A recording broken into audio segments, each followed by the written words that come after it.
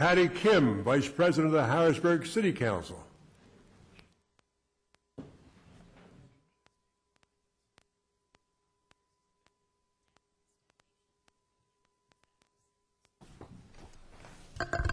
Good afternoon, Chairman McEwen and members of the Commission. I want to thank you for allowing me to provide some input on the proposed redistricting. It is my pleasure to appear before you this afternoon.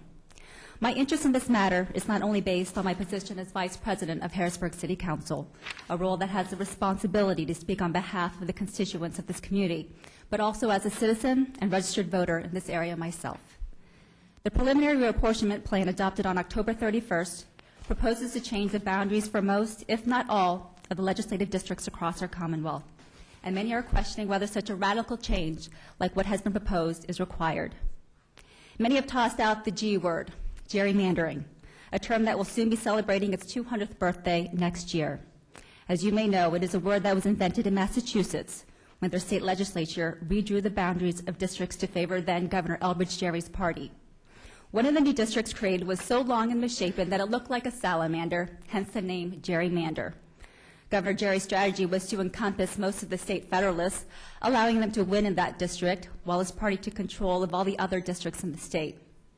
The point this term makes is that when gerrymandering takes place, decisions are not made by the electorate, but by politicians manipulating the electorate.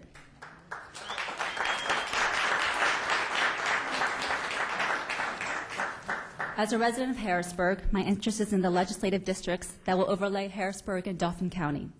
The 103rd House District was relatively unchanged, with the exception of the borough of Paxton, which was moved from the 104th to the 103rd District. However, as for the Senate District that our capital will fall under, it has been moved from Senator Bacola's 15th District into Senator Fulmer's 48th District. I urge this Commission to keep the 15th District intact as it currently stands, with the City of Harrisburg included. The dramatic change to the 15th senatorial district as a whole is quite perplexing and makes little to no sense.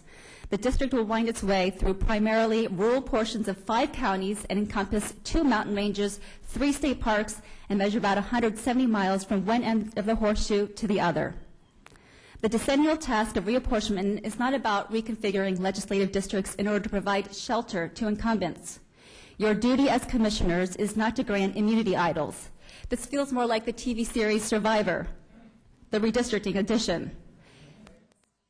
This is about redrawing maps to achieve an open, unbiased, nonpartisan, and apolitical outcome leading to fair elections. Partisan gerrymandering only serves to subvert our democratic system. Some of the gross excesses contained in the preliminary maps will do nothing else but fuel cynicism and skepticism about the democratic process.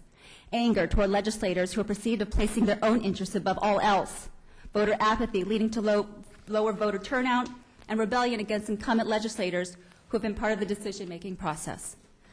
Allow me to suggest a few improvements. While some of these amendments or suggestions may require constitutional amendments to be implemented, it is a much fairer solution and would in fact allow the people to have a more significant role in this process. More hearings prior to the issuance of the preliminary maps. There were only 2 hearings in September, one in Allentown and another in Pittsburgh. Essentially, the voice of citizens in the T region of Pennsylvania was ignored. The General Assembly should require more regional hearings such that all areas of Pennsylvania can be heard. The preliminary maps were released on October 31st, and shortly after, the members casted their votes. This is grossly inadequate. This portion of the redistricting process should be more transparent and open to public participation, perhaps a 7 to 9 day period before the maps are voted on. Finally, it's worth questioning whether the time has come for a nonpartisan reform in the area of legislative reapportionment. A delegation of responsibility from elected officials to appointed commission members may ensure that political motivations and self-interest do not influence the redistricting process.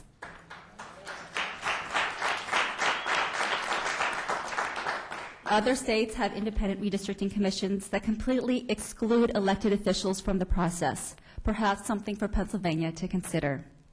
As I leave you in the context of your final deliberations, I would ask you to reflect upon the following words from the League of Women Voters.